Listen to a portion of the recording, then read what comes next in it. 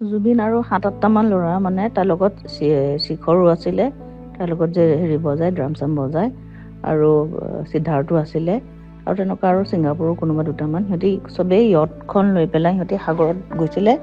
তো সাগৰত নামি পেলাই সিহঁতি চুইম কৰি পেলাই বোটত আহি পাৰলৈ আহিলে। তাৰপিছত চবেই লাইফ জেকেটে পিন্ধি আছিলে, জেকেট পিন্ধি পেলাই আকৌ জুবিনে সাঁতুৰিবলৈ গ'ল। লগৰকেইটাই দেখিলে যে তাৰ বডিটো মানে ষ্টিফ হৈ গৈছে।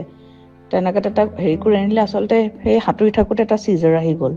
তো চিজাৰ অহাৰ পিছত তাৰ এনেও এইটো চিজাৰটো আগতো বহুতবাৰ আহিছে ন, আৰু সেইটো তাৰ কাৰণে আগতো বহুতবাৰ ফেটেল হৈ গৈছিলে।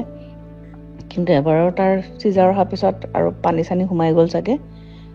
তাৰ মানে আৰু তাক পালচটো কমি আহিলে, 2 ঘণ্টামান ICUটো ৰাখিলে, কিন্তু আৰু তাৰ পালচটো ঘূৰি নাহিলে আৰু।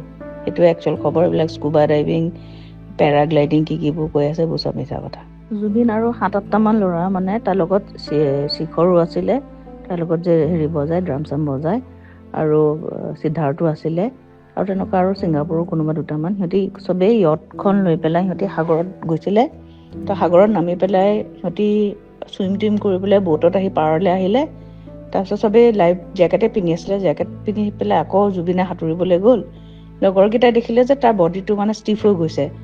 তেনেকৈ তাক হেৰি কৰি আনিলে, আচলতে সেই সাঁতুৰি থাকোঁতে এটা চিজাৰ আহি গ'ল। চিজাৰ অহাৰ পিছত তাৰ এনেও এইটো চিজাৰটো আগতো বহুতবাৰ আহিছে ন,